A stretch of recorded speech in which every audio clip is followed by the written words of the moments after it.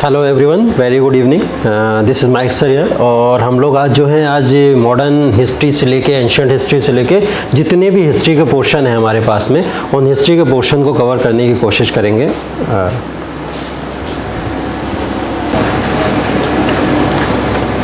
Hello everyone, a very good evening. This is Mike sir और आज हम लोग हिस्ट्री के पोर्शन के ऊपर थोड़ी सी बात करने जा रहे हैं। हिस्ट्री का जो आपका एग्ज़ाम है, एग्ज़ाम से ओरिएंटेड जितने भी हिस्ट्री के पार्ट्स ऑफ क्वेश्चंस आपके एग्ज़ाम में आते हैं उन एग्ज़ामिनेशन के क्वेश्चंस की बात आज हम लोग करेंगे और उन क्वेश्चंस को प्रीवियस पूरे टाइम के एनालिसिस को करते हुए हम लोग ने क्या करा है, इस एक पूरे के पूरे एग्ज़ामिनेशन को आपको जो नेक्स्ट ईयर आने वाला है, इस नेक्स्ट ईयर के एग्ज़ामिनेशन में आपके लिए क्या इंपॉर्टेंट पॉइंट्स हैं उन सब का हम लोग ने बहुत अच्छे से कहीं ना कहीं एक निचोड़ तैयार किया है और वो निचोड़ हम लोग यहाँ पर पूरी तरीके से डिस्कस करने वाले हैं। कुछ ही एक आध लेक्चर्स के अंदर आप लोग को जो आपके पॉइंट ऑफ व्यू से बहुत इंपॉर्टेंट क्वेश्चंस हैं वो आपको आप तक मिल जाएंगे, है ना। तो हम लोग यहाँ पे बात करने जा रहे हैं, मैं आपको यहाँ पे हिस्ट्री के पोर्शन से रिलेटेड बात करूँगा। हिस्ट्री के पोर्शन से रिलेटेड बात जो है वो आपके सिलेबस के अंदर हिस्ट्री का जो पैटर्न है वो पैटर्न है फ्रीडम स्ट्रगल का, है ना। मेन जो पैटर्न आपका दिया हुआ है एग्जामिनेशन में आपके वो फ्रीडम स्ट्रगल का दिया हुआ है जो आपके सिलेबस में अभी है।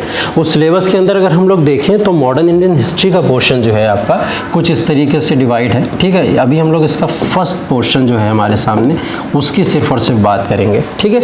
इसके बाद में सेकंड और थर्ड पोर्शन भी है। फर्स्ट पोर्शन के अंदर हम लोग यहाँ पे देखेंगे तो हम लोग के सामने 1857 का रिवॉल्ट है सबसे पहले, ठीक है। क्या है? 1857 का रिवॉल्ट। 1857 का रिवॉल्ट इसको बोला जाता है फर्स्ट वॉर ऑफ इंडिपेंडेंस, ठीक है।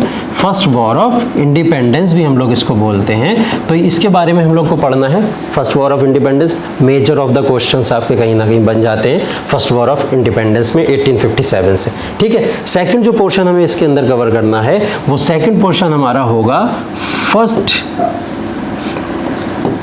Phase of Indian national movement, ठीक है। इंडियन नेशनल मूवमेंट का फर्स्ट फेज हम लोग जानने की कोशिश करेंगे। यहाँ पे देखिए इंडियन नेशनल मूवमेंट का जो फर्स्ट फेज है वो इंडियन नेशनल मूवमेंट का फेज को दो पार्ट में डिवाइड किया गया है, ठीक है। दो पार्ट में, मतलब देखो 1857 का रिवॉल्ट हम लोग ने देख लिया। यहाँ पे 1857 के रिवॉल्ट के बाद में एक फेज जो है इंडियन नेशनल मूवमेंट का उसको इन्होंने कवर किया है 1857 से लेके 1917 तक, ठीक है। 1857 से लेकर 1917 तक इसका फर्स्ट फेज है। पूरी तरीके से प्रॉपर्ली हम लोग इसको फर्स्ट फेज में कवर करेंगे और उसके बाद में आपका यहाँ पे सेकंड फेज आएगा, second phase of Indian national movement. और सेकंड फेज जो इंडियन नेशनल मूवमेंट है वो कहाँ से होगा? ऑब्वियसली बात है 1917 के बाद की जो हम लोग बात करेंगे और ये कहाँ तक जाएगा? 1947 तक।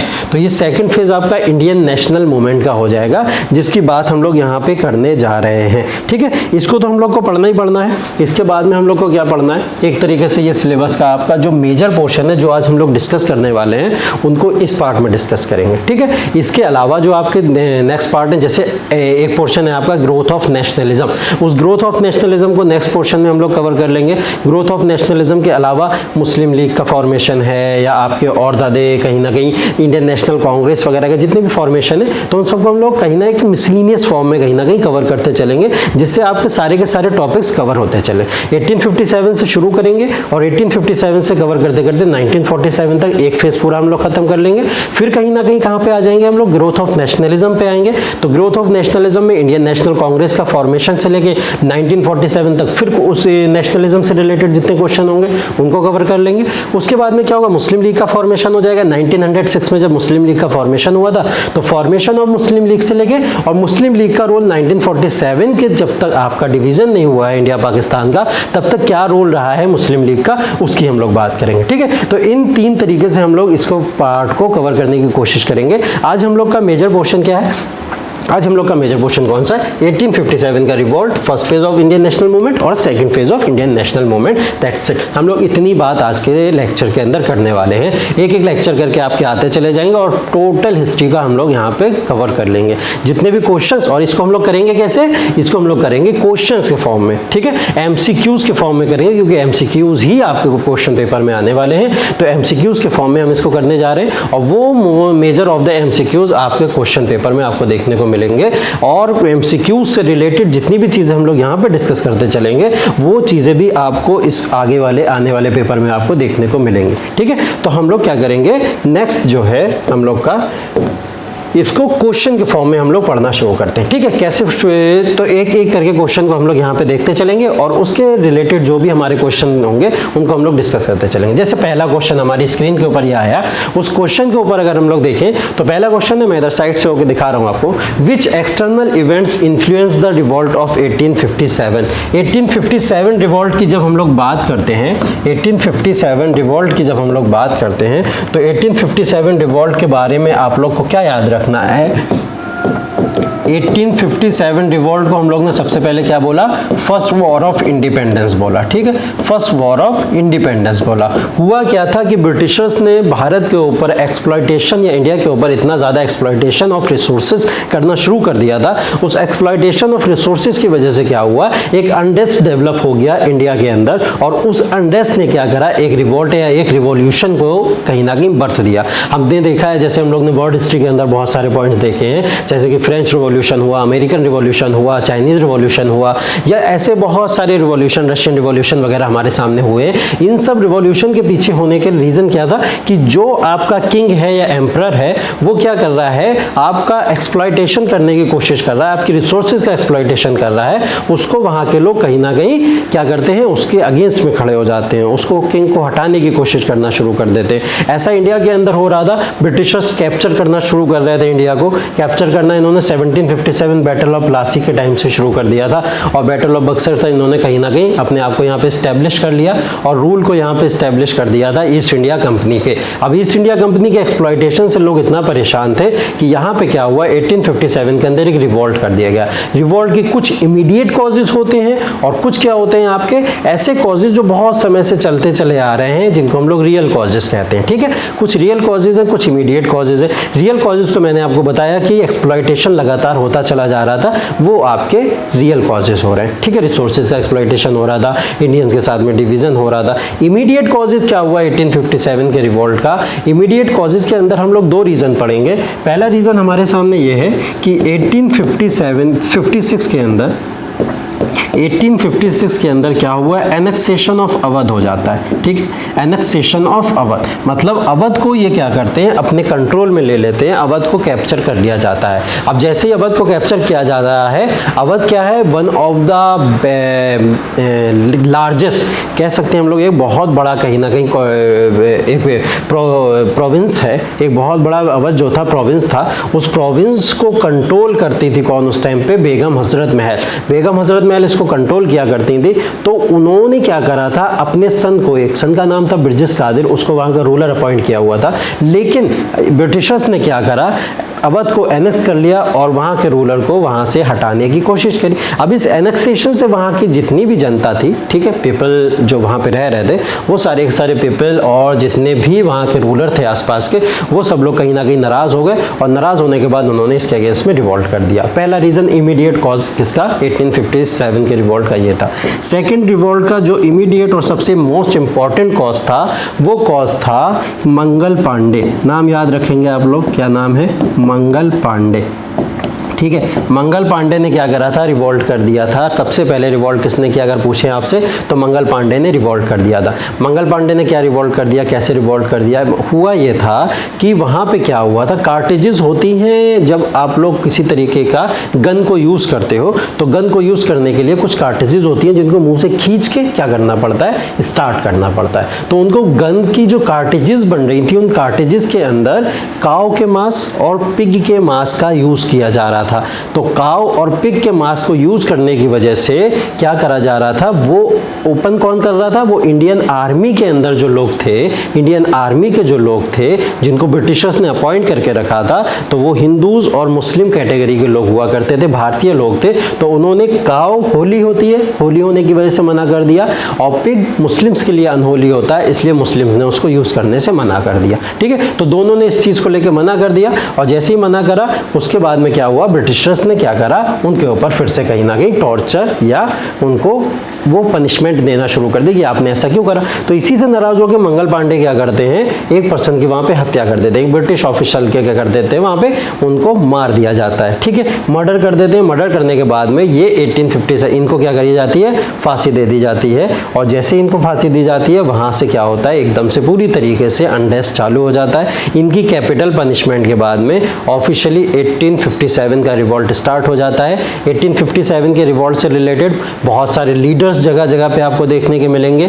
बहुत सारे लीडर्स के साथ में आपको क्या देखने को मिलेगा, वो लोकेशन देखने को मिलेगी। उस लोकेशन के साथ साथ में कौन से रूलर ने उस समय उस मूवमेंट को लीड किया था वो देखने को मिलेगा। उसकी पूरी लिस्ट जो है हम लोग यहाँ पे देखते चलेंगे, क्वेश्चन करते जाओगे, आपको चीज़ें समझ आती चली जाएंगी, ठीक है। तो अब हम लोग देख लेते हैं इसके अंदर क्या यहाँ पे ऑप्शन पॉसिबल हो सकते हैं इस क्वेश्चन को। चलिए इस क्वेश्चन को समझते हैं। सबसे पहले इस क्वेश्चन को समझने से पहले हमको देखना है कि which external events influence the revolt of 1857। 1857 के रिवॉल्ट को किसने इन्फ्लुएंस किया, ठीक है। ऑप्शन हमारे सामने है, कुछ ऐसे ऑप्शन कि जो ऑप्शन अभी आपको समझ में आ जाएंगे। पहला है फर्स्ट अफगान वॉर, दूसरा है पंजाब वॉर्स, तीसरा है क्रिमीन वॉर्स और चौथा है संथाल रिबेलियन, ठीक है। ये ऐसी कुछ घटनाएं हैं जो भारत के इतिहास के अंदर क्या हुई हैं, ठीक है। भारत के इतिहास के अंदर, इंडियन हिस्ट्री के अंदर हमको देखने को मिली है, या इंडियन हिस्ट्री पे इनका इम्पैक्ट कहीं ना कहीं पड़ा है, ठीक। तो 1857 के रिवॉल्ट से रिलेटेड ये कुछ हमारे सामने क्या दिए हुए हैं, इंसिडेंट्स दिए हैं। ये पूछ रहा है क्या ऐसे इंसिडेंट्स भी रिस्पॉन्सिबल थे 1857 के रिवॉल्ट के लिए, या इन्होंने इन्फ्लुएंस किया, या लोगों को कहीं ना कहीं क्या करा, इन्फ्लुएंस किया कि वो लोग इस रिवॉल्ट को 1857 के रिवॉल्ट को परफॉर्म कर सके, ठीक है। तो क्या हुआ है 1857 के रिवॉल्ट से रिलेटेड जब हम ये चीज़ देखेंगे तो इसके अंदर पहले फर्स्ट अफगान वॉर्स आ रहा है। फर्स्ट अफगान वॉर्स 1839 के अंदर हुआ है, ठीक है, closest to 1857, yes, one of the reason can be this, ठीक। उसके बाद में पंजाब वॉर्स की बात हो रही है 1846, 47, ठीक, इस समय के ये वॉर्स हैं, ठीक है। 1845 में पहला वॉर हुआ था, दो वॉर हैं, फर्स्ट और सेकंड, ठीक। तो ये वॉर्स भी कहीं ना कहीं 1857 के रिवॉल्ट के करीब हैं, ठीक है। क्रिमेन्स वॉर्स की बात जब हो रही है तो क्रिमेन वॉर्स भी 1840s के ही समय के हैं, और ये इंडिया के अंदर नहीं हो रहे थे, ये वॉर्स हो रहे थे रशिया, ठीक है। रशिया का किसके साथ में वॉर हो रहा था, वर्सेस यहाँ पे हम लोग ब्रिटिशर्स देखेंगे, ठीक है। ब्रिटिशर्स का किसके साथ में कॉन्ट्रैक्ट है, एक तरीके से कॉन्ट्रैक्ट कहेंगे इसको, तो जब आपस में मिलकर लड़ रहे हैं ट्रीटी कहेंगे इसको। ब्रिटिशर्स हैं यहाँ पे, ऑटोमन है यहाँ पे, इस टाइप के रूलर हैं जो इसके अगेंस्ट में लड़ रहे हैं, रशिया के अगेंस्ट में। तो ये क्रिमेन वॉर्स है 1840s। इंडिया इसमें इन्वॉल्व कैसे, इंडिया इसमें इन्वॉल्व ऐसे कि ये जो ब्रिटिशर्स हैं ये लड़ाई में इन्वॉल्व है, और इन वॉर्स में इंडियन सोल्जर्स को उठा के ले जाया जाता था वॉर्स में लड़ने के लिए। तो हो सकता है क्रिमेन वॉर भी इसके लिए रिस्पॉन्सिबल हो। संथाल रिबेलियन 1856 के अंदर संथाल रिबेलियन हुआ था against the torture of the Britishers, ठीक है। ब्रिटिशर्स ने जो टॉर्चर लगातार कर रखे थे उसके अगेंस्ट में संथाल रिबेलियन हुआ था, ठीक। तो ये चारों रीजन कहीं ना कहीं अगर आप देखो तो 1857 के रिवॉल्ट के बहुत करीब है। तो क्या हो सकता है इसका आंसर अगर हम लोग देखें तो ऑल ऑफ दी अबव। तो ये चारों रीजन कहीं ना कहीं रिस्पॉन्सिबल हो सकते हैं इसके लिए। चलिए सेकंड क्वेश्चन देखते हैं यहाँ पे हम लोग, what were the socio religious causes during this period that caused unrest among people, ठीक है। यही 1857 के रिवॉल्ट की बात कर रहा है, और 1857 के अंदर पूछ रहा है सोशियो रिलीजियस कॉजेज क्या रहे थे। अलग अलग कॉजेज है ना 1857 के रिवॉल्ट के कॉजेज बहुत सारे, जैसे मैंने बताया आपको इमीडिएट कॉजेज भी हैं, कुछ आपके रियल कॉजेज भी हैं। रियल कॉजेज का one of the part is socio religious causes. तो सोशियो रिलीजियस कॉजेज के अंदर चार ऑप्शन आपके सामने दे रहा है, देखिए कौन कौन से। पहला दे रहा है एक्टिविटीज ऑफ क्रिश्चियन मिशनरीज, दूसरा दे रहा है attempts to bring social reform, तीसरा है taxation of mosque and temple lands, fourth दे रहा है racial superiorities complex of Britishers. पूछ रहा है इसमें से क्या ऑप्शन आपका सही होगा, ठीक है। तो activities of Christian missionaries, Christian missionaries का मतलब यहाँ पे क्या है कि उन्होंने ब्रिटिशर्स ने इंडिया के अंदर आके क्या करा, क्रिश्चियन धर्म को प्रमोट करना शुरू किया, क्रिश्चियन रिलीजन को प्रमोट करना शुरू किया, और लोगों को उसके अंदर कन्वर्जन करना स्टार्ट कर दिया। तो ये कन्वर्जन कहीं ना कहीं क्रिश्चियन मिशनरीज का था। Attempt time to bring social reforms, इस समय में कुछ सोशल रिफॉर्म्स भी हुए जो इंडियन कल्चर से कहीं ना कहीं लगातार चले आ रहे थे, ब्रिटिशर्स ने उसमें चेंज करना शुरू किया।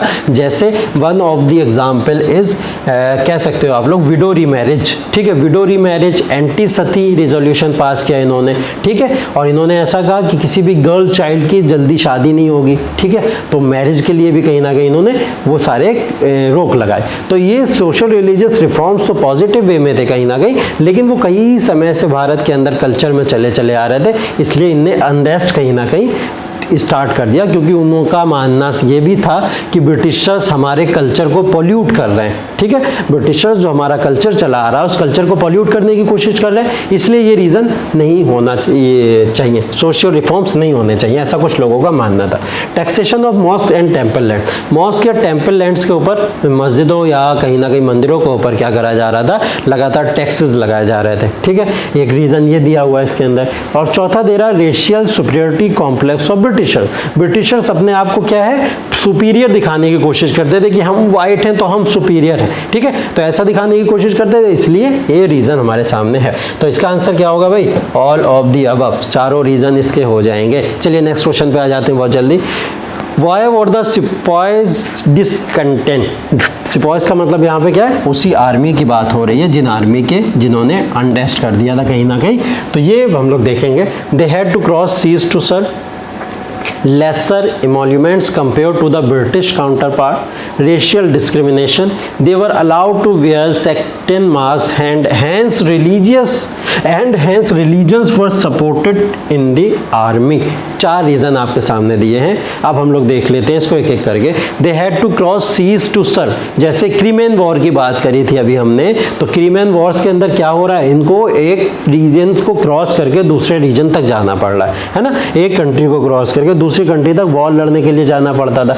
इसको कहीं ना कहीं अगर हम लोग हमारे यहाँ क्या है, एक सिस्टम चलता है, उस सिस्टम के अकॉर्डिंग क्या है, एक ब्राह्मण कास्ट जो होती है, उस ब्राह्मण कास्ट में इस चीज़ को सही नहीं माना जाता था कि अगर कोई भारतीय ब्राह्मण है, वो भारतीय ब्राह्मण सी को क्रॉस करके कहाँ जाएगा, दूसरी कंट्री के अंदर जाएगा, तो वो इम्प्योर हो जाएगा, ऐसा मानना हुआ करता था, ठीक है। तो एक रीज़न ये हो जाएगा, they had to cross seas to serve, इनको सीज को क्रॉस करके जाना पड़ता था, इसलिए इन्होंने अनरेस्ट कहीं ना कहीं कर दिया, ठीक है। दूसरा है lesser emoluments compare to the British counterpart, British counterpart को ऑब्वियस सी बात है ज़्यादा कहीं ना कहीं क्या मिलेगा, इमोल्यूमेंट्स मिलते थे और इंडियंस को कम इमोल्यूमेंट्स दिए जाते थे। तीसरा है रेशियल डिस्क्रिमिनेशन, रेशियल डिस्क्रिमिनेशन अभी लास्ट में देख लिया हम लोग ने कि वाइट्स हमेशा अपने आप को सुपीरियर मानते थे और ये लोग अपने आप को जो है इंडियंस को हमेशा इंफीरियर शो करने के लिए कहीं ना कहीं दिखाया करते थे, ठीक है। फोर्थ है they were allowed to wear sectarian mask, ठीक, बोला जा रहा है कि वो लोग सेक्रेटेरियन मास्क को लगाने के लिए अलाउ थे। सेक्रेटेरियन मास्क मतलब जैसे तिलक वगैरह लगा लेते हैं हम लोग, तिलक वगैरह की बात हो रही है यहाँ पे, तो तिलक वगैरह लगाना क्या अलाउ था, and hence religions were supported in the army, ठीक। तो ये एकदम गलत स्टेटमेंट है, ऐसा कुछ भी नहीं था, इसके अंदर ब्रिटिशर्स ने बिल्कुल भी रिलीजन को सपोर्ट नहीं किया था, इवन वो रिलीजन के अगेंस्ट में रहते थे, वो अपना क्रिश्चियन मिशनरी वाला काम कर रहे थे, तो ब्रिटिशर्स ने इस तरीके के रिलीजन्स को सप्रेस करने की कोशिश की थी, इसलिए इसको नहीं हम मानेंगे, ठीक है। तो अब ऑप्शन दे सकते हैं आप, अगर डी नहीं होगा तो आंसर क्या होगा, ए बी सी, ये इसका नेक्स्ट आंसर। चलिए find the incorrect match for the centre of the revolt and leaders associated, ठीक है।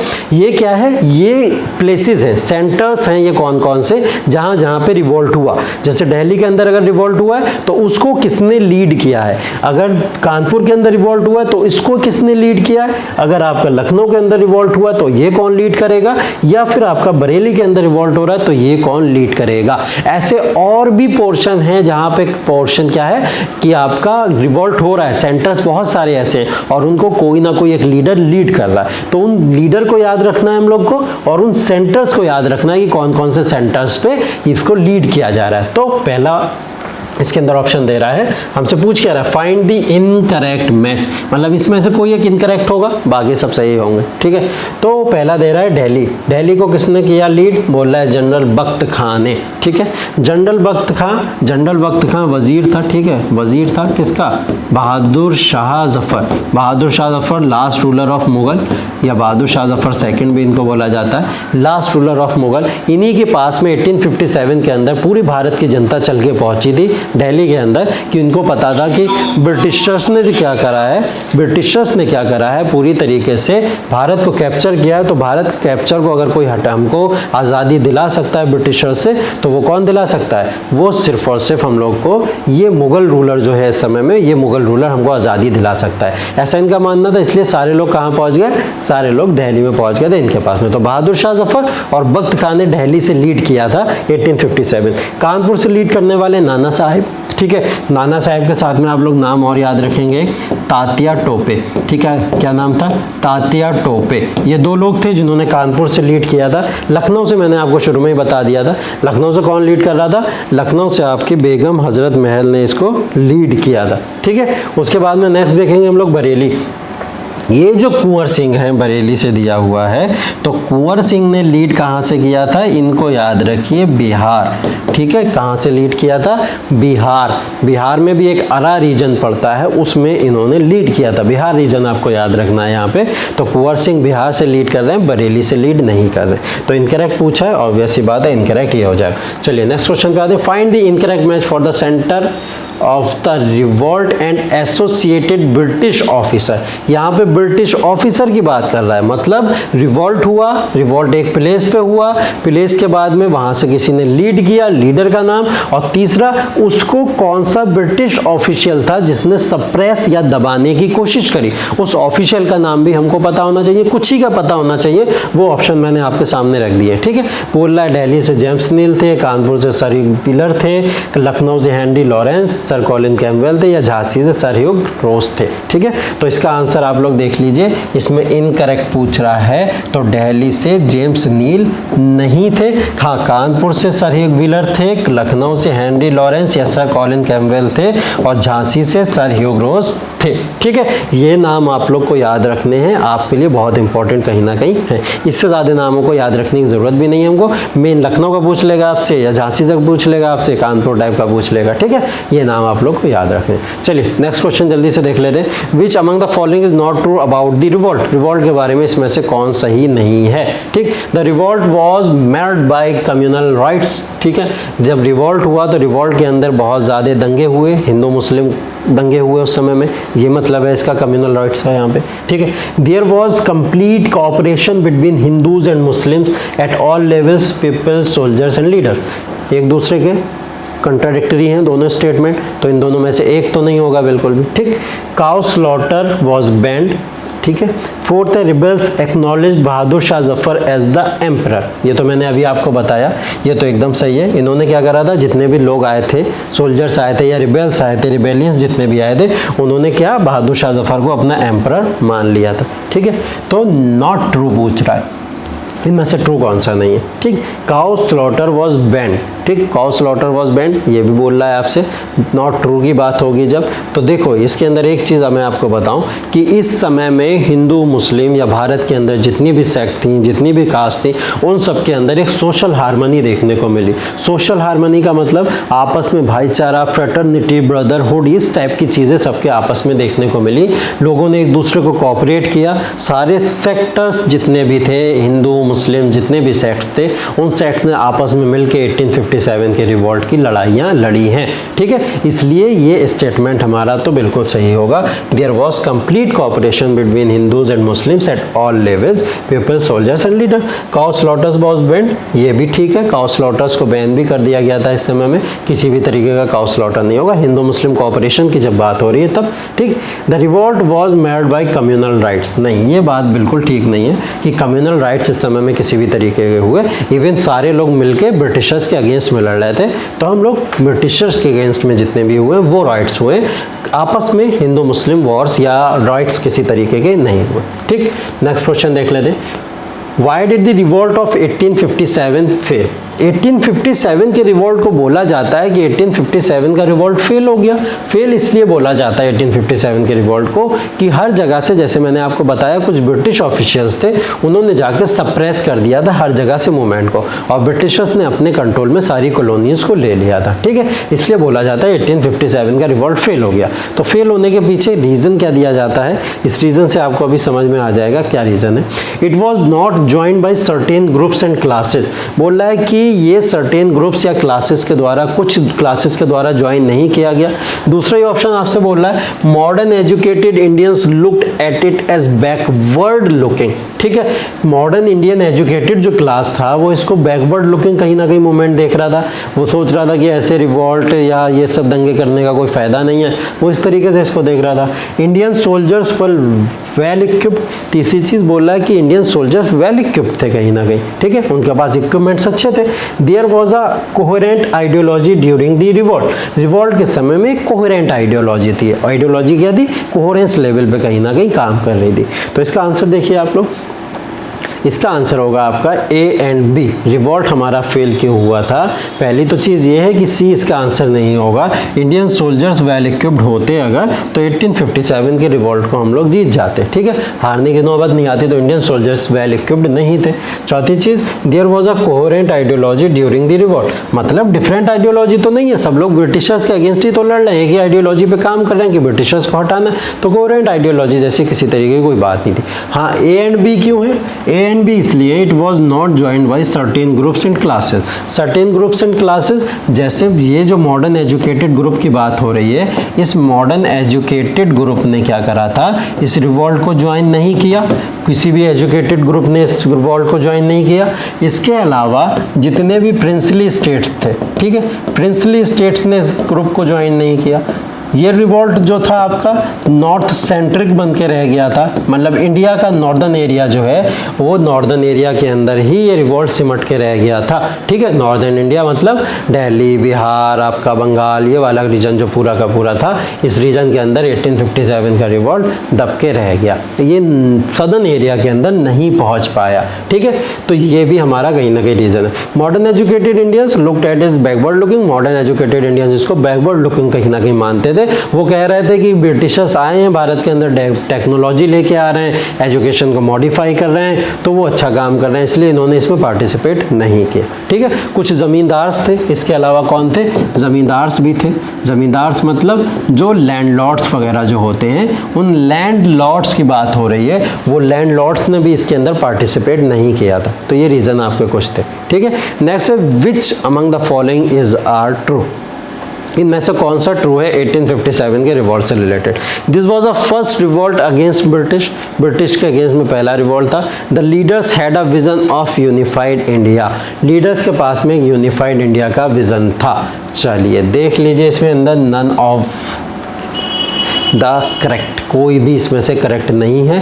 क्यों नहीं है correct? This was the first revolt against British, बोल रहा है पहला रिवॉल्ट था, नहीं ये पहला रिवॉल्ट नहीं था, इससे पहले छोटे मोटे रिवॉल्ट ब्रिटिशर्स के अगेंस्ट में लगातार होते रहे। जैसे अभी संथाल रिबेलियन की बात की थी हम लोग ने, वो भी तो एक रिवॉल्ट ही है ब्रिटिशर्स के अगेंस्ट में। ठीक है, तो ब्रिटिशर्स के अगेंस्ट में वो भी रिवॉल्ट था, और वो कब हुआ था? 1855-56 में हुआ है। ठीक है, तो उसके अंदर भी वो तो पहला रिवॉल्ट कहीं ना कहीं अगर देखा जाए तो इससे पहले फकीर विद्रोह हुआ है। ठीक है, फकीर विद्रोह का मतलब फकीर जो रिवॉल्ट हुआ है आपका, उसके अंदर क्या हुआ है? फकीर जाति के जितने भी लोग थे, कहीं ना कहीं उस कास्ट के जो लोग हुआ करते थे, जो कहीं ना कहीं मांग के खा पी के अपना गुजारा किया करते थे, उन लोगों ने ब्रिटिशर्स के अगेंस्ट में रिवॉल्ट कर दिया था। ठीक है, तो ऐसे रिवॉल्ट लगातार चलते चले आए। 1857 का रिवॉल्ट फर्स्ट रिवॉल्ट, इसलिए हम इसको नहीं कह सकते। द लीडर्स अगर बोलता this was the first major revolt, first major revolt अगर लगा देता तब ये आंसर आपका सही हो जाता। ठीक है, the leaders had a vision of unified India, leaders का यूनिफाइड इंडिया का कोई विजन था नहीं, यूनिफाइड इंडिया का किसी तरीके का कोई विजन नहीं था। जो दिल्ली से अगर लड़ रहा था उस तो वो दिल्ली को बचाने के लिए लड़ रहा था, जो झांसी से लड़ रहा था वो झांसी को बचाने के लिए लड़ रहा था, जो लखनऊ से लड़ रहा था वो लखनऊ को बचाने के लिए लड़ रहा था, इसलिए कोई यूनिफाइड इंडिया का किसी तरीके का कोई ऐसा विजन नहीं था। चलिए नेक्स्ट क्वेश्चन है, find the incorrect option. Incorrect पूछ रहा है आपसे। ठीक है, ये ऐसे लेंथी क्वेश्चन आपके सामने इसलिए आ रहे हैं क्योंकि आपका एग्जाम का जो पैटर्न था इससे पहले, वो एग्जाम का पैटर्न क्या था कि short answer, long answer, very long answer, इस तरीके से आपको आंसर्स लिखने को आते थे। ठीक है, उन्हीं क्वेश्चंस को कन्वर्ट करके आपके क्या बनाए गए हैं? एमसीक्यूज बनाए गए, और लॉन्ग क्वेश्चंस को कन्वर्ट करके आपके इस तरीके के लॉन्ग क्वेश्चंस बनाए गए, शॉर्ट को शॉर्ट क्वेश्चंस की तरह, लॉन्ग को लॉन्ग क्वेश्चंस की तरह। तो हर तरीके के एमसीक्यूज को कवर करने की कोशिश की गई है आपके एग्जाम के पॉइंट ऑफ व्यू से। तो यहाँ पे अब हम लोग नेक्स्ट क्वेश्चन देख लेते हैं। इनकरेक्ट ऑप्शन पूछ रहा है इसमें, बोला है introduction of the Enfield rifle was the immediate factor for start of the revolt. अभी मैंने आपको थोड़ी देर पहले बताया था एनफील्ड राइफल जो मैंने बताया आपको, क्या हुआ था कि ये कार्टिज जो थी, ठीक है, कार्टिज जो थी उस कार्टिज को खोलने के लिए कहीं ना कहीं ये एनफील्ड राइफल ही उस टाइम आई थी जिसके अंदर मुंह से खोलना पड़ रही थी आपको राइफल को कहीं ना कहीं, ठीक है, उस गन को खोलना पड़ रहा था। तो ये ऑप्शन एकदम सही होगा। Introduction of the Enfield rifle was the immediate factor for the start of the revolt. The revolt broke out in northern and central part of India, ये भी मैं आपको बता चुका हूँ, ठीक है। तो इनकरेक्ट ऑप्शन पूछ रहा है आपका, इसलिए ये दोनों तो करेक्ट हैं भाई आपके, तो इनकरेक्ट इसमें से कोई ऑप्शन आपका नहीं होगा, ठीक है। रिवॉल्ट आपका मैंने बताया नहीं था अभी नॉर्थ सेंट्रिक था कहीं ना कहीं, तो नॉर्दर्न एरिया या फिर सेंट्रल इंडिया के अंदर ही ये सेंट्रिक होकर रह गया था, इसके आगे का नहीं था। चलिए नेक्स्ट क्वेश्चन जल्दी से देख लेते हैं। विच अमंग्स द फॉलोइंग इज और ट्रू, ठीक है, पूछ रहा है इसमें से कौन करेक्ट है। Lakshmibai joined the revolt because of doctrine of lapse. Doctrine of lapse was coined by Lord Dalhousie. Yes, ये क्या है doctrine of lapse? Doctrine of lapse क्या है? डॉक्ट्राइन ऑफ लैप्स के ही थ्रू क्या किया गया था कि जितने भी स्टेट्स हैं उनको एनेक्स करने की बात की गई थी। एनेक्सेशन ऑफ अवध भी मैंने आपको बताया था, एक रीजन था।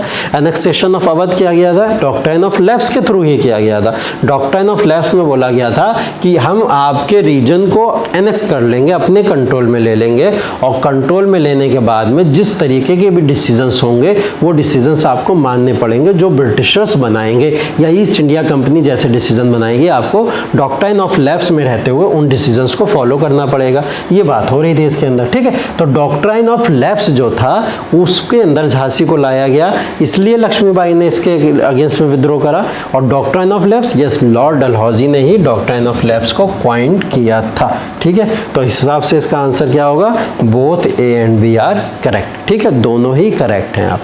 चलिए नेक्स्ट क्वेश्चन। अच्छा, इस क्वेश्चन में जैसे अभी हमने देखा, इस क्वेश्चन के अंदर जैसे ये ऑप्शन है आपके सामने, doctrine of lapse was coined by Lord Dalhousie. अब आपका क्वेश्चन ऐसा भी बन सकता है, क्वेश्चन सिर्फ बन जाएगा who coined doctrine of lapse, ठीक है। वेरी शॉर्ट क्वेश्चन में क्या बन जाएगा? Who coined doctrine of lapse, option 4 दे देगा आपके सामने। तो हमको क्या याद रखना है इसके अंदर? लॉर्ड डलहौजी, ठीक है। इस तरीके से भी आपके ऑप्शन बन सकते हैं। चलिए next question, find the correct option. Scindia the local ruler decided to side with English. Scindia जो लोकल रूलर थे उस समय के, उन्होंने क्या करा? सिंधिया ने साथ दिया ब्रिटिशर्स का, इंग्लिश का 1857 के रिवॉल्ट में। Gwalior was recaptured by the English in June 1858, ठीक है। ये भी कुछ इवेंट्स हैं 1858 से रिलेटेड, इसके अंदर पूछ रहा है आपका इसमें से कौन ठीक है, ठीक है। मराठास का एक कहीं ना कहीं तबका था, मराठास में कौन थे? एक सिंधिया भी थे, मराठा में एक सिंधिया थे। सिंधिया के अलावा उसमें होलकर भी हुआ करते थे, ऐसे बहुत सारे 5 पेशवा भी हुआ करते थे, ठीक है। तो उनके अंदर एक सिंधिया भी थे। तो सिंधिया को बोला जा रहा है कि उन्होंने ब्रिटिशर्स का साइड लिया 1857 के रिवॉल्ट में। दूसरा बोला Gwalior was recaptured by English in June 1858, ठीक है। तो ये दोनों आंसर आपके करेक्ट होंगे। सिंधिया ने हाँ साथ दिया था ब्रिटिशर्स का इस रिवॉल्ट के अंदर, वो ब्रिटिशर्स के साइड में खड़े हुए थे इस रिवॉल्ट के अंदर। Gwalior was recaptured by English इन 1858, ग्वालियर को फिर से रिकैप्चर कर लिया था ब्रिटिशर्स ने 1858 के अंदर। ये भी इवेंट आपका सही है, ठीक है। चलिए find the correct option. The revolt had limited territorial spread. Limited territorial spread, तुरंत चले जाओ उसके ऊपर। किसके ऊपर चले जाओगे? जो हमने बोला ना नॉर्थ सेंट्रिक था या सेंट्रल जोन में था, उसकी बात कर रहे थे। तो पूछ रहा है, बोल रहा, क्या बोल रहा है? ये तो बोल रहा है had limited territorial spread. Some British historians discarded it as a holy unpatriotic and selfish sipahi mutiny. कुछ ब्रिटिश हिस्टोरियन ने इसको क्या बोला है? अनपैट्रियोटिक है और सेल्फिश सिपाही म्यूटनी है, ठीक है। तो ये एकदम सही है दोनों ऑप्शन। लिमिटेड टेरिटोरियल स्प्रेड था क्योंकि नॉर्थ सेंट्रिक और सेंट्रल जोन का ये मूवमेंट था पूरी तरीके से, और इसको कुछ ब्रिटिश ऑफिसर्स ने क्या बोला है? एक अनपैट्रियोटिक का दर्जा दिया है कहीं ना कहीं, और सेल्फिश की सिपाही ने अपनी कहीं ना कहीं सेल्फिशनेस की वजह से इस पूरे रिवॉल्ट को खड़ा किया है, ठीक है। ये बोला जा रहा था। चलिए, what were the immediate consequences of the revolt. Revolt के इमीडिएट कॉन्सिक्वेंसेज क्या थे, ठीक है। आपके सामने 3 ऑप्शन आ रहे हैं। पहला ऑप्शन है direct responsibility of the administration was assumed by the British crown, British crown को डायरेक्ट एडमिनिस्ट्रेशन की रिस्पॉन्सिबिलिटी दे देगी, ठीक है। रिवॉल्ट के बाद में क्या हुआ, इमीडिएट कौन से कॉन्सिक्वेंसेस हुए, क्या इम्पैक्ट पड़ा रिवॉल्ट का, ये पूछ रहा है कि रिवॉल्ट के बाद में हुआ क्या एक्चुअल में, ठीक है। तो पहली तो चीज़ है कि direct responsibility of the administration was assumed by British crown, British crown ने डायरेक्ट रिस्पॉन्सिबिलिटी अपने हाथ में ले ली, मतलब ईस्ट इंडिया कंपनी के हाथ से रिस्पॉन्सिबिलिटी कहाँ ट्रांसफर हो गई, ब्रिटिश क्राउन के हाथ में हो गई। अभी तो सब कुछ ईस्ट इंडिया कंपनी देख रही थी। Company rule was abolished, company का मतलब ईस्ट इंडिया कंपनी के रूल को एबॉलिश कर दिया गया। तीसरा, Queen's proclamation was announced by Lord Canning at Allahabad, यहाँ पे क्या हुआ, एक इलाहाबाद के अंदर एक दरबार लगा, उस दरबार के अंदर क्या बोला गया कि क्वीन जो है, क्वीन विक्टोरिया की यहाँ पे बात हो रही है, किसकी, क्वीन विक्टोरिया को अनाउंस कर दिया गया लॉर्ड कैनिंग ने कि महारानी भारत की अगली ये होंगी। तो all of the above is correct. क्यों, क्योंकि गवर्नमेंट ऑफ इंडिया एक्ट आया 1858 के अंदर, विक्टोरियाज डिक्लेरेशन आया 1858 के अंदर, ठीक। तो इसके अंदर क्या बोला गया, वही बोला गया जो सारे पॉइंट्स आपके सामने लिखे हुए हैं। पहली चीज़ कि ईस्ट इंडिया कंपनी के रूल को ख़त्म कर दिया जाएगा और ईस्ट इंडिया कंपनी के रूल को कन्वर्ट इसमें कर दिया जाएगा, सीधा ब्रिटिश क्राउन में कन्वर्ट कर दिया जाएगा, और ब्रिटिश क्राउन को लीड कौन करेंगी, क्वीन विक्टोरिया करेंगी। ये सारे के सारे पॉइंट्स आपके इमीडिएट कॉन्सिक्वेंसेज बने 1857 के रिवॉल्ट के बाद। चलिए नेक्स्ट देखते हैं, which among the following is are correct. After the revolt British did not respect the rights and dignity of the native princes, ठीक है। नेटिव प्रिंसेस मतलब जो भी प्रिंसली स्टेट्स थे जिसमें राजा महाराजा लोग रहा करते थे, उन राजा महाराजाओं के रिवॉल्ट के बाद में ब्रिटिशर्स ने राइट्स या डिग्निटी को हर्ट किया और उनके राइट्स या डिग्निटी उनको नहीं दी गई। दूसरा, paramountcy of British crown was there after the revolt and Indians state came under a single charge, ठीक। सेकंड क्या बोल रहा है कि आपका paramountcy of British crown was there, कि ब्रिटिश क्राउन की वहाँ पे रूलिंग आ गई वहाँ पे, और इंडियन स्टेट सारी की सारी एक सिंगल चार्ज के अंडर में आ गई। चलिए, तो इसमें से अभी पीछे आंसर आप लोग देख चुके हो, ठीक है। तो इसके हिसाब से क्या होगा, ये वाला तो बिल्कुल सही है, paramountcy of British crown was there after the revolt, कि क्वीन विक्टोरिया ने अपने आप को वहाँ की रानी डिक्लेयर कर दिया और वो सिंगल चार्ज के अंदर कहीं ना कहीं आ गई, ठीक। ये क्या बोल रहा है कि after the revolt British did not respect the rights and dignity of the native princess. Native princess का मतलब जितने भी प्रिंसली स्टेट्स थे, ठीक है, उन प्रिंसली स्टेट्स के अंदर जो राजा महाराजा या जितने भी लोग रहा करते थे, उन राजा महाराजाओं को उन्होंने वो रिस्पेक्ट्स और डिग्निटी दी। प्रिंसली स्टेट से रिलेटेड जितने भी लॉज थे वो लॉज कभी भी नहीं ख़त्म हुए। बटलर कमेटी आएगी आपकी, बटलर कमेटी आने तक ये लॉज या ये इनको रिस्पेक्ट या डिग्निटी लगातार ब्रिटिशर्स देते रहे, इनसे उन्होंने कहीं ना कहीं अच्छी या सोशल हार्मनी बना के रखी, ठीक है। इसलिए फर्स्ट वाला ऑप्शन आपका इनकरेक्ट होगा इसमें और सेकंड ही करेक्ट होगा। नेक्स्ट क्वेश्चन देख लेते हैं, which among the following is are correct, इनमें से कौन सा करेक्ट है। After the revolt British army was thoroughly after the revolt British army was thoroughly recognized to prevent such event in future, ठीक है। रिवॉल्ट के बाद में इन्होंने क्या करा भाई कि ऐसे इवेंट्स फ्यूचर में बिल्कुल ना हो, तो इसके लिए इन्होंने तैयारी करी कुछ ना कुछ, ठीक। Establishment of 3 universities at Calcutta, Madras and Bombay took place in 1857। 1857 में और क्या हुआ कि 3 यूनिवर्सिटीज़ का सेटअप हुआ। हाँ जी, बिल्कुल सही है, एकदम सही है, दोनों ऑप्शन सही हैं। बिल्कुल तैयारी करेंगे ये लोग कि ऐसी कोई भी घटना दोबारा घटित ना हो, उसके लिए पूरी तैयारी करी जाएगी। रीऑर्गेनाइजेशन ऑफ इंडियन आर्मी हुआ पूरी तरीके से, पुराने जितने भी आर्मी के मेंबर्स थे उनको हटा दिया गया और उनको हटाने के बाद में एक नई में पूरी आर्मी बनाई गई। इसको बोला जाता है पील कमीशन। क्या बोला जाता है? पील कमीशन। ये पील कमीशन यहाँ पे आया और पील कमीशन ने पूरा आर्मी का रीऑर्गेनाइजेशन किया, नई आर्मी बनाई गई। वो आर्मी बनाई गई जो कहीं ना कहीं ब्रिटिशर्स के फेवर में थे या ब्रिटिशर्स के अगेंस्ट में नहीं खड़े हुए, ऐसे लोगों को आर्मी में ज्वाइन कराया गया। और 3 यूनिवर्सिटीज़, हाँ 3 यूनिवर्सिटीज़ कलकत्ता, मद्रास और बॉम्बे में 1857 के अंदर बनी लॉर्ड कैनिंग के टाइम पे। इस समय में कौन था वाइसराय? लॉर्ड कैनिंग, ठीक है। लॉर्ड कैनिंग इस समय में आपका वाइसराय था, ठीक है। उसको वाइसराय बनाया गया था, इंडिया का पहला वाइसराय भी बोला जाता है जिसको, लॉर्ड कैनिंग, ठीक है। चलिए next question, which among the following is are correct, इनमें से कौन से करेक्ट हैं ये पूछ रहा है आपसे। पहला option after the revolt British army was thoroughly, ठीक है ये रिपीट हो गया, आई थिंक ये क्वेश्चन रिपीट हो गया आपका। नेक्स्ट क्वेश्चन देख लेते हैं हम लोग। Who became the first viceroy after the revolt? अभी मैंने आप लोग को बताया कि रिवॉल्ट के बाद में पहला वाइसरॉय कौन बन गया, रिवॉल्ट के बाद में पहला वाइसरॉय कौन बन गया, लॉर्ड कैनिंग। ठीक है, लॉर्ड कैनिंग पहला वाइसरॉय बन गया। लॉर्ड कैनिंग का टाइम पीरियड याद रखेंगे हम लोग, 1856 में आए थे ये और 62 तक ये रहे। 1858 का मैंने अभी आपको बताया था गवर्नमेंट ऑफ इंडिया एक्ट आया, और गवर्नमेंट ऑफ इंडिया एक्ट और विक्टोरियाज डिक्लेरेशन भी इसी समय में आया था 1858 के अंदर। ठीक है, तो इसी के अंदर मैंने आपको क्या बताया कि लॉर्ड कैनिंग को पहला वाइसरॉय अपॉइंट कर दिया गया, मतलब जो डायरेक्ट ब्रिटिश क्राउन के रूल के अंडर में क्या करेगा, इंडिया को लीड करेगा, वो कौन हो गया, लॉर्ड कैनिंग। लॉर्ड कैनिंग को पहला वाइसरॉय बना दिया गया। चलिए नेक्स्ट क्वेश्चन देख लेते हैं जल्दी से। Which among the following is are correct? इसमें से करेक्ट ऑप्शन बताइए कौन कौन से हैं। The soldiers were divided into martial and non martial races after the revolt. Revolt के बाद में इनको मार्शल और नॉन मार्शल रेसेस में कन्वर्ट कर दिया गया क्या? सेकंड ऑप्शन आपसे बोल रहा है women took an active part during the revolt. Women took an active part during the revolt. 1857 के रिवॉल्ट में क्या विमेन ने भी एक्टिव पार्टिसिपेशन किया?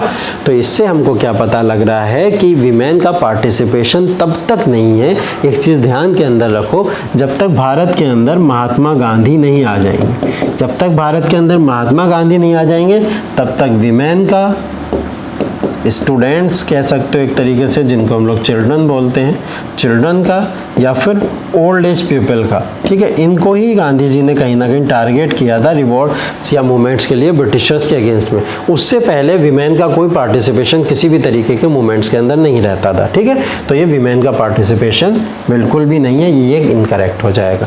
हाँ, सोल्जर्स को डिवाइड कर दिया martial and non martial races में।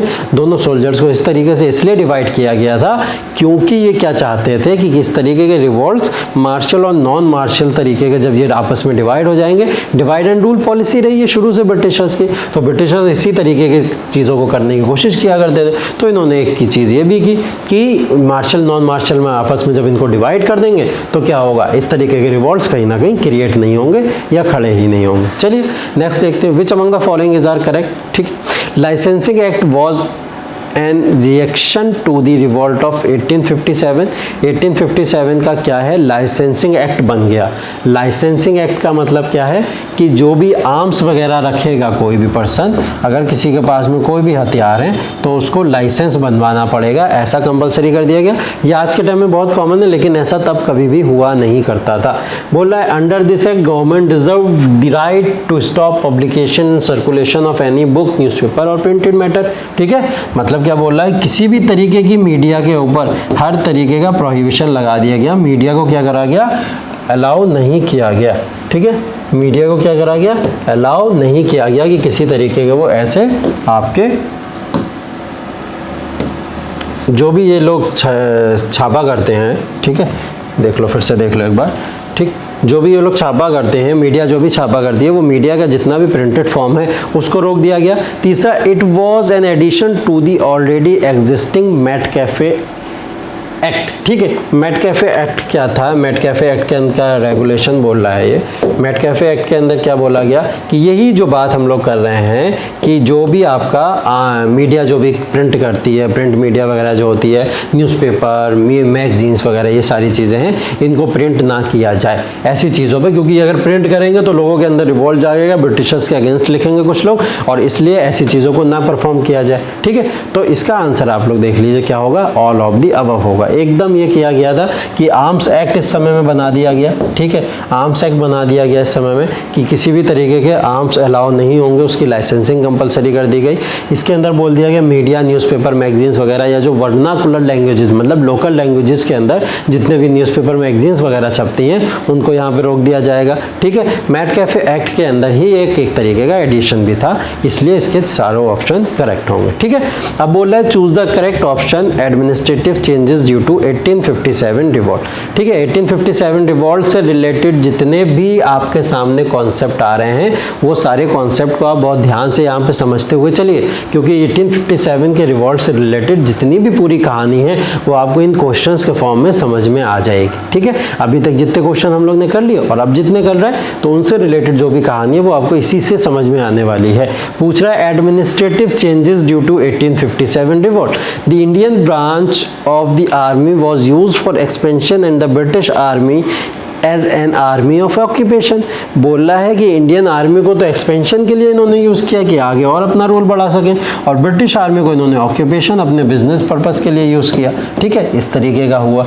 नेक्स्ट बोल रहा है there was now to be 1/3 of white army as against 14% before 1857। बोल रहा है कि अब सिर्फ 1/3 बची वाइट आर्मी सिर्फ 1/3 रह गई और 14% जो कि पहले हुआ करती थी उसको रिड्यूस करके 1/3 कर दिया गया। तो इसका आंसर एकदम सही है। दोनों अगर करेक्ट हम लोग देखेंगे तो दोनों करेक्ट हैं। इन्होंने इंडियन आर्मी को बड़ी चालाकी से यूज़ करा एक्सपेंशन के लिए, जगह जगह अटैक करते थे, अटैक करके एक्सपेंशन कराते थे इंडियन आर्मी से, और अपना ऑक्यूपेशन या बिजनेस या ट्रेड वगैरह जो करते थे वो कौन, ब्रिटिश आर्मी के थ्रू बढ़ाया कराते थे। ठीक है, सेकंड ऑप्शन क्या बोल रहा है? सेकेंड ऑप्शन पहले 1/3 क्या था आर्मी का, कहीं ना कहीं सॉरी पहले 14% 1857 के रिवॉल्ट से पहले ब्रिटिश सोल्जर हुआ करते थे, उसके बाद में इन्होंने कर दिया 1/3 वाइट आर्मी कर दी। ठीक है, अब 1/3 वाइट आर्मी इसके अंदर होने लगी। ठीक है, ऑब्वियस सी बात है, कहीं ना कहीं बढ़ाएंगे ना ये लोग, आर्मी तो बढ़ाएंगे। अब तो आर्मी को बढ़ाने की कोशिश करी, आर्मी को बढ़ाया गया, जिससे कहीं ना कहीं हमको वो जो पहले धोखा मिल चुका है 1857 के रिवॉल्ट के अंदर, वो धोखा हमको दोबारा ना मिले। ठीक है, तो इसका आंसर दोनों सही होंगे। Next question, after 1857 revolt Britishers supported social reforms with more vigour, adopted the policy of divide and rule. इन्होंने क्या करा, सोशल रिफॉर्म्स को और तेजी से करना शुरू कर दिया। जो सोशल रिफॉर्म्स इन्होंने किए थे, जैसे हम लोग एंटी सती की बात कर रहे हैं, विडोरी मैरिजेस की बात कर रहे हैं, चाइल्ड जो मैरिजेस हुआ करती थी उनको रोकने की बात हो रही है, तो इन्होंने सोशल रिफॉर्म्स को और ज़्यादा तेजी कर दिया। या adopted the policy of divide and rule, obvious बात है डिवाइड एंड रूल की पॉलिसी तो इन्होंने अडॉप्ट की थी, क्योंकि मुस्लिम्स और हिंदूज ने आपस में मिलकर 1857 के रिवॉल्ट को कंटिन्यू किया था, इसलिए इनको ऐसी पॉलिसी को लेके आना पड़ा, डिवाइड एंड रूल की पॉलिसी इन्होंने की। ठीक है, तीसरा ऑप्शन बोल रहा है suppressed freedom of press, freedom of press को सप्रेस किया गया। Increased social services, social services को इंक्रीज कर दिया गया। ठीक है, तो इसके ऑप्शन देख लो बेटा क्या सही होंगे। इसके ऑप्शन होंगे कि इन्होंने डिवाइड एंड रूल को तो किया और suppressed freedom of press, press के फ्रीडम को भी सप्रेस किया, अभी पीछे हम लोग ने पढ़ा। ठीक है, suppress of freedom of press भी किया। Supported social reforms with more vigour, इन्होंने सोशल रिफॉर्म्स को और तेज़ी से करने की कोशिश अब आगे नहीं की, क्योंकि इन्होंने पता था कि इससे विद्रोह हो जाएगा, तो इन्होंने ये चीज़ रिवॉल्ट के डर से इन्होंने ये चीज़ नहीं की। Increased social services, social services क्यों इंक्रीज करेंगे, ये तो एक्सप्लॉयटेशन के लिए आए हैं ना इंडिया के अंदर, तो किसी भी तरीके की सोशल सर्विसेज को इंक्रीज नहीं करेंगे। नेक्स्ट है, what was the role of Tatya Tope in 1857 revolt.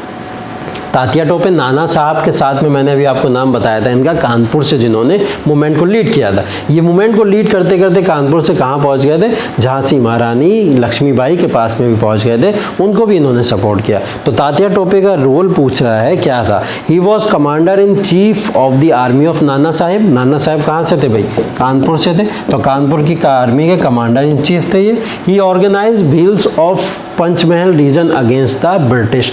Bhils का मतलब एक आपकी क्या है, ये ट्राइब है। ठीक है, एक ट्राइब है, कैटेगरी है, कुछ लोग ऐसे हैं जो अगेंस्ट में, ब्रिटिशर्स के अगेंस्ट में रिवॉल्ट करने के लिए एक आर्मी इन्होंने अलग से बना ली उन लोगों की, ये बोला जा रहा है। तो देखिए दोनों ऑप्शन कहीं ना कहीं इसके अंदर जो दिए हुए हैं आपके करेक्ट दिए गए हैं। ठीक है, तो दोनों ऑप्शन इसके सही हो जाएंगे। ठीक, चलिए नेक्स्ट है, Who was the Governor General during the revolt of 1857?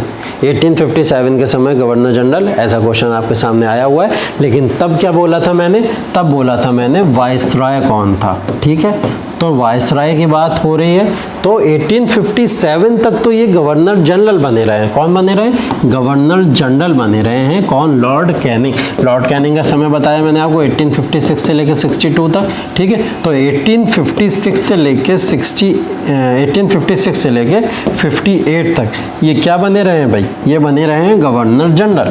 लेकिन 1858 के बाद में जैसे ही government of India Victoria declaration आया, उसके थ्रू इनको क्या बना दिया गया था? वायसराय बना दिया गया था, ठीक है। इसलिए उस समय में अगर गवर्नर जनरल पूछ ले, वायसराय पूछ ले, कुछ भी पूछ ले, तो आंसर आपका ये होगा। Who was the prominent leader in Lucknow during the revolt of 1857? Very simple, हम लोग ने पीछे भी इससे रिलेटेड क्वेश्चन देख लिया। ये आपके वेरी शॉर्ट क्वेश्चन है, वेरी शॉर्ट आंसर है। तो बेगम हजरत महल हमने यहाँ पे बात की थी, तो बेगम हजरत महल ने यहाँ से इसको रिवॉल्ट को किया था, ठीक है।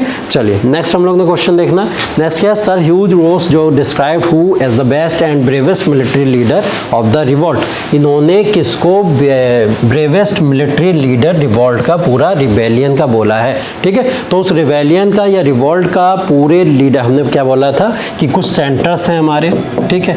जब हम 1857 का रिवॉल्ट पढ़ते हैं तो 1857 के रिवॉल्ट के अंदर कुछ सेंटर्स हैं हमारे, कुछ लीडर्स हैं हमारे, और कुछ सप्रेसर हैं हमारे। सप्रेसर का मतलब जो मूवमेंट को सप्रेस करने की कोशिश कर रहे हैं, ठीक है। उन्हीं में से एक सप्रेसर कौन था? सर ह्यूज रोज, ठीक है, उसकी बात हो रही। तो सर ह्यूज रोज ने जब इसको सप्रेस किया, इस मूवमेंट को सप्रेस किया, तो उनके सामने लीडर में जो सेंटर था वो था एक झांसी सेंटर आपका, ठीक है।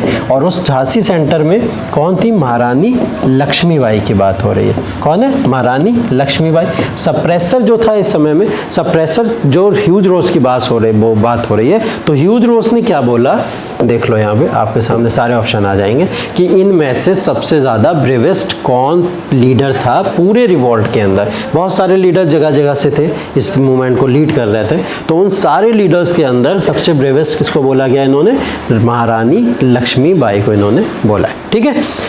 चलिए, who is the author of the book the first Indian war of independence 1857, ठीक है। इसको the first war of Indian independence जो 1857 बोला गया, वरना इसको हम लोग सिंपल क्या बोलते हैं? 1857 रिवॉल्ट बोला करते हैं, है ना, यही तो बोलते हैं। लेकिन 1857 के रिवॉल्ट को फर्स्ट वॉर ऑफ इंडिपेंडेंस भी बोला गया है। तो ये फर्स्ट वॉर ऑफ इंडिपेंडेंस क्यों बोला गया? इसको इसलिए बोला गया था क्योंकि एक राइटर ने इस बुक का नाम लिख दिया था 1857 रिवॉल्ट क्या है? एक फर्स्ट इंडियन इंडिपेंडेंस है, वॉर ऑफ इंडिपेंडेंस। तो ये नाम है आरसी मजूमदार। आप आरसी मजूमदार को याद रखेंगे। नेक्स्ट क्वेश्चन जल्दी से देख लीजिए। Consider the following statement related to the cause of the 1857 revolt and select the right one. 1857 के रिवॉल्ट से रिलेटेड आपको कुछ कॉजेज हैं जो सही देखने, कौन कौन से।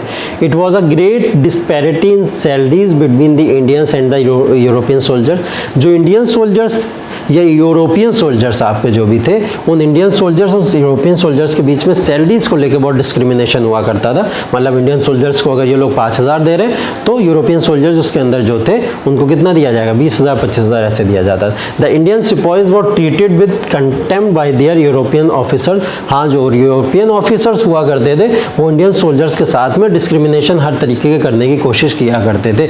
जैसे मैंने आपको बताया था, तिलक वाला एक एग्जाम्पल बताया था। तो तिलक लगाने का या इंडियन सोल्जर्स को कहीं ना कहीं अपने रिलीजन को फॉलो करने का किसी भी तरीके का राइट नहीं था। तो डिस्क्रिमिनेशन की भी बात कर रहा है यहाँ पे, ठीक है। तीसरा ऑप्शन दे रहा है the sipahis were sent to distant parts of the empire but were not paid any extra allowance. ठीक, इनको बाहर तो भेजा जाता था। क्या भेजा जाता था? जैसे हमने वॉर की बात की, रशिया के साथ में अगर कोई वॉर हो रहा है, फर्स्ट वर्ल्ड वॉर हो रहा है, सेकंड वर्ल्ड वॉर हो रहा है, अब ऐसे बहुत सारे वॉर्स हो रहे हैं। उन वॉर्स के अंदर इन लोग को क्या बोला जा रहा है? भेजा जा रहा है। कंट्री से उठा के दूसरी कंट्री के अंदर भेज देते थे और वहाँ से जिनसे वो पूरा का पूरा काम लेते थे। लेकिन इसके बदले में उनको कोई एक्स्ट्रा अलायंसेस नहीं दिया जाता था, एक्स्ट्रा एमोल्यूमेंट्स नहीं दिया जाता था, एक्स्ट्रा सैलरी नहीं दिया जाती थी। तो पूछ रहा है क्या चारों करेक्ट है? तीनों करेक्ट है? जी हाँ, बिल्कुल तीनों इसके ऑप्शन करेक्ट होंगे। Which of the following is one of the social reasons for 1857 revolt? Social reason पूछ रहा है, ऐसा कौन सा सोशल रीजन है जिसकी वजह से 1857 का रिवॉल्ट हुआ? बोला the English could not establish any social relationship with the Indian. India के साथ में इंग्लिश किसी भी तरीके की सोशल रिलेशनशिप नहीं बना पाए। The racial arrogance of the British created a difference between rulers and the ruled. ठीक है, तो रेशियल डिस्क्रिमिनेशन इनका था, वाइट अपने आप को सुपीरियर मानते थे और इनको इंडियंस को ब्लैक बोला जाता था इस तरीके से। ठीक है, बोल रहा है बोथ ए एंड बी। और चौथा बोला the companies trade policy destroyed Indian handicraft. Company की जो ट्रेड पॉलिसी थी, तो इंडिया के अंदर हथकरघा हैंडीक्राफ्ट्स की बात हो रही है, तो हाथ से कहीं ना कहीं जो भी गुड्स वगैरह हुआ करती थी उनको बनाने की यहाँ पे टेक्निक्स हुआ करती थी। तो इन्होंने नई नई मॉडर्नाइजेशन ला के, इंडस्ट्रीज़ को ला के, मैन्युफैक्चरिंग इंडस्ट्रीज ला के उनको ख़त्म करना, डिस्ट्रॉय करना शुरू कर दिया। तो दूसरा क्या सोशल रीज़न रहा था, तो ये दोनों रीज़न आपके सोशल रीज़न रहे थे। ये आपका क्या है, इकोनॉमिक रीज़न होगा। ठीक है, अगर ये रीज़न आपसे पूछ ले तो ये रीज़न कैसा होगा, ट्रेड की बात हो रही है, बिजनेस ओरिएंटेड बात हो रही है, तो ये इकोनॉमिक रीज़न आपका रहेगा। ठीक है, नेक्स्ट क्वेश्चन, वो among the following British officials suppress the revolt of Jhansi. Jhansi के रिवॉल्ट को अभी हम लोग ने पीछे देखा किसने सप्रेस किया था, तो ये हेनरी लॉरेंस थे। हेनरी लॉरेंस का नाम आप लोग याद रखेंगे। ठीक है, हेनरी लॉरेंस ने इसको सप्रेस किया था। Consider the following statements related to the administrative causes of the 1857 revolt and select the correct one। ठीक है, इससे रिलेटेड आप 1857 के पढ़िए जल्दी से।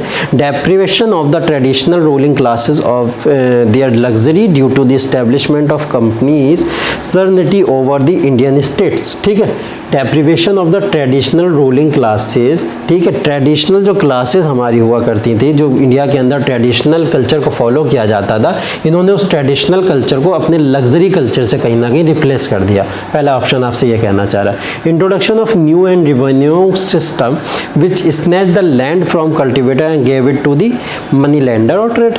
ये हम लोग ने देख रखा है कि इन लोग ने 1857 के रिवॉल्ट से पहले बहुत सारे लैंड रिफॉर्म्स लेके आए थे, और उन लैंड रिफॉर्म्स के थ्रू इन लोग ने क्या करा था कि जितना भी कल्टीवेशन के लिए इंडियंस के हाथ में जो भी चीज़ें रहती थी, फार्मर्स के हाथ में, उसको उठा के सीधे किसके हाथ में दे दिया था, मनी लैंडर्स के हाथ में दे दिया।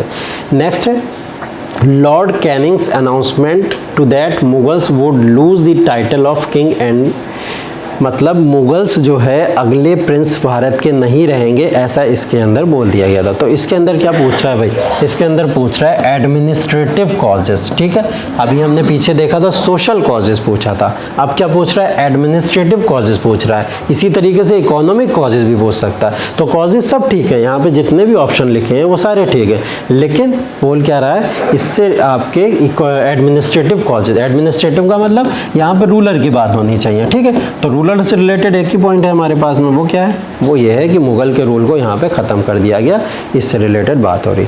चलिए ठीक है, यहाँ जो है आपका जो भी आपका 1857 का रिवॉल्ट था, उस 1857 के रिवॉल्ट से रिलेटेड जितने भी क्वेश्चन मोस्ट प्रोबेबल आपके क्वेश्चन एग्जाम में बन सकते हैं, उनकी बात हम लोग ने यहाँ पे कर ली है।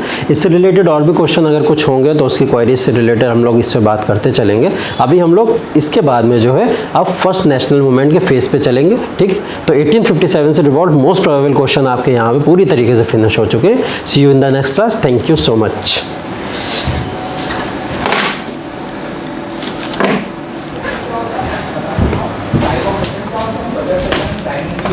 सेशन, विंटर सेशन, कोरम क्या है, ये भी चीजें क्लियर हो गई हैं। हाँ, एक फैक्ट, कुछ फैक्ट और भी हैं। यहाँ पे कोरम वर्ड आ रहा है, इसको देख लेते हैं। What is quorum? कि पार्लियामेंट की सिटिंग जो डेली बेसिस होती है, उसको कंडक्ट कराने के लिए हमें मिनिमम नंबर ऑफ पर्सन की जरूरत होती है, मिनिमम नंबर ऑफ मेंबर की। लोकसभा है, तो लोकसभा में इतने एटलीस्ट इतने मेंबर तो होने ही चाहिए, तभी लोकसभा की प्रोसीडिंग स्टार्ट होगी, नहीं तो नहीं होगी। तो वो कितना होता है, 1/10 of total strength of the house। कितना? 1/10 of total strength of the house। ठीक है, तो 1/10 उसी को हम लोग क्या बोलते हैं, कोरम बोलते हैं। कोरम के बारे में लिखा हुआ है कि minimum number of member required to present in order to enable the house to transact its business for both house, मतलब लोकसभा और राज्यसभा के लिए कितनी है, 1/10 of each house. Next one, question आज क्या होता है बता चुका हूँ, स्विच आके क्वेश्चंस में पूछे जाते हैं। तो जीरो आर क्या होता है, इसके बारे में मोशंस क्या होते हैं मैंने बता दिया, दो कॉन्सेप्ट पता है। एंड जनरल मोशन में बता दिया कि बहुत पब्लिक इंपॉर्टेंस की चीज आ गई और फिर उसको हम लोग को कंडक्ट कराना, तो वो जनरल मोशन आ जाता है। देन एडजर्नमेंट क्या होता है, मैं बता चुका हूँ। एडजर्नमेंट हो गई सर, लॉगिंग करा दी है एडजर्नमेंट साइन राइट, एंड ये हो गया भाई आपका ओके।